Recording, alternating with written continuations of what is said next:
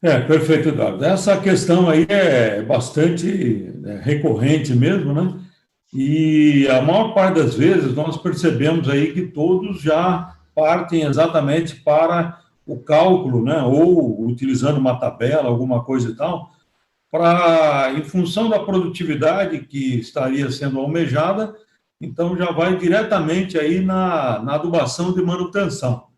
E isso, normalmente, o pessoal trabalha mais nesse sentido mesmo, porque, evidentemente, que a quantidade, as quantidades necessárias, quando nós partimos diretamente para uma adubação de manutenção, as quantidades necessárias são menores mesmo, né?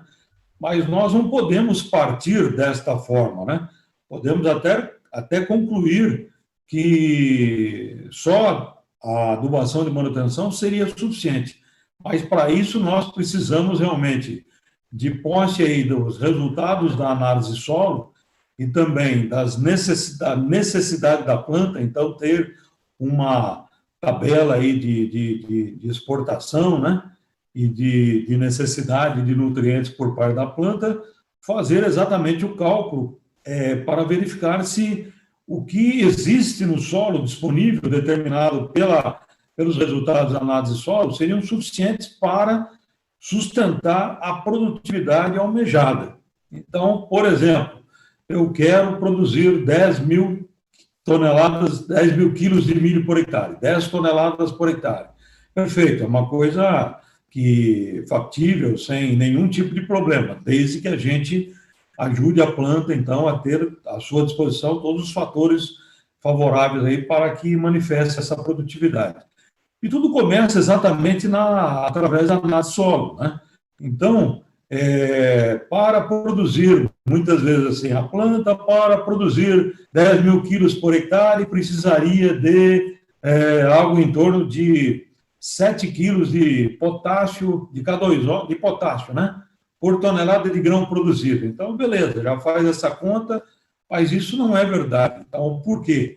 Porque esse é a exportação, né? Então, a planta precisa, nós precisamos saber se no solo existe a quantidade necessária para a planta produzir todo o seu arcabouço produtivo, né? Então, essa quantidade que nós demos um exemplo aí de 7 quilos de potássio, seria relacionado com aquilo que o milho vai exportar através dos grãos. Porém, nós sabemos, de uma maneira geral, que para a planta de milho ter um potencial de produção satisfatório, exigiria algo em torno de 17 a 20 quilos de potássio, 17 quilos de potássio por tonelada de grão produzido. Então, para quê? Para que o milho possa fazer, além de exportar no grão, ele precisa fazer a raiz, colmo, folha, espiga, né, o sabugo, o pendão. Então, tudo isso implica exatamente na demanda de nutrientes. Então, primeiro, precisaríamos avaliar, em função da análise solo, quanto que nós temos disponível no solo. E, a partir daí, nós verificamos, não, realmente, para 10.000 quilos por hectare, o que nós temos no solo seria suficiente. Então, nós vamos trabalhar agora apenas com a manutenção para que a gente não exatamente empobreça demais exatamente esse solo em relação aos nutrientes. E muitas vezes a gente pode até pensar o seguinte, em relação aí à quantidade de nutrientes que nós já temos no solo, a gente pode determinar através da análise do solo, talvez poderíamos chegar à conclusão que não necessitaríamos de aplicar nada. Então, aí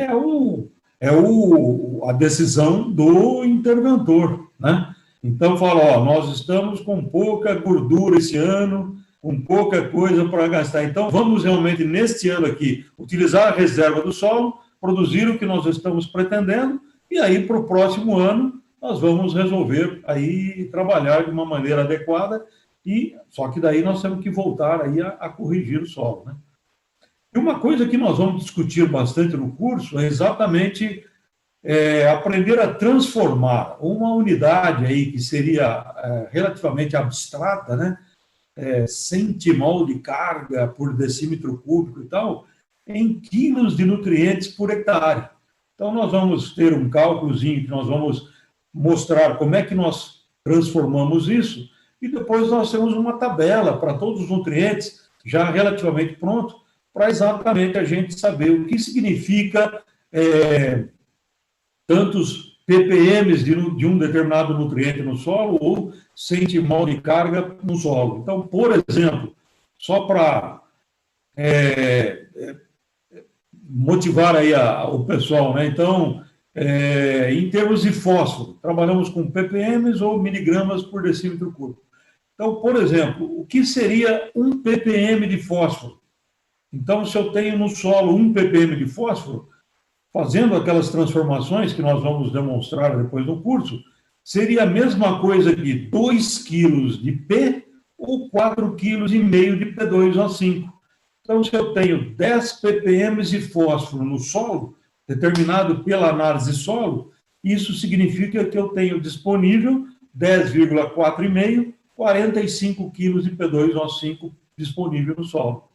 E aí, nesse caso, prontamente disponível, porque o que o extrator, por exemplo, a resina, ele determinou no solo, significa exatamente o que está disponível. Não quer dizer que nós só temos aquela quantidade de fósforo no solo, mas é exatamente através do extrator, ele está nos mostrando aquilo que está disponível para a planta. Agora, diferente de quando nós fazemos uma adubação, acrescentamos um nutriente no solo, aí não é mais 100% de disponibilidade. Aí nós temos que considerar exatamente a eficiência do nutriente e a eficiência da fonte do nutriente que nós estaríamos utilizando. E esse é um ponto importante aí, porque hoje, a maioria das vezes, talvez em função de falta de conhecimento ou porque realmente dá um pouquinho mais de trabalho, né? A maioria dos colegas vão para tabelas mesmo, né? E, evidentemente, que uma adubação fundamentada, uma recomendação fundamentada em tabela, não tem nada de errado, né? Porque para construir aquela tabela, teve que fazer exaustivos trabalhos aí de pesquisa, de calibração, etc. e tal. Porém, é impossível numa tabela nós contemplarmos todas as situações possíveis e imagináveis. Então, precisamos trabalhar com uma condição média, né?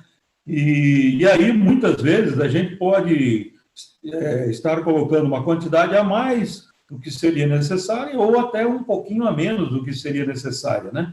Então, um exemplo clássico disso aí seria aquela famoso boletim 100, né? Do IAC, que agora está virando boletim 200, né?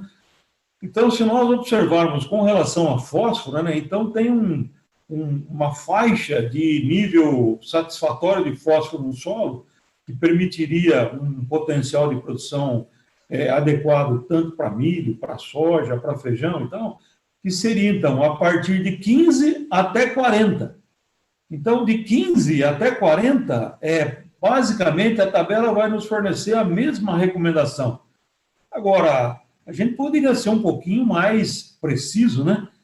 16 ppm de fósforo é muito diferente de 39 ppm de fósforo, né? Então, se nós pudéssemos calcular realmente, eu acredito que a adubação seria mais precisa e a relação custo-benefício seria, com certeza, mais adequada, né?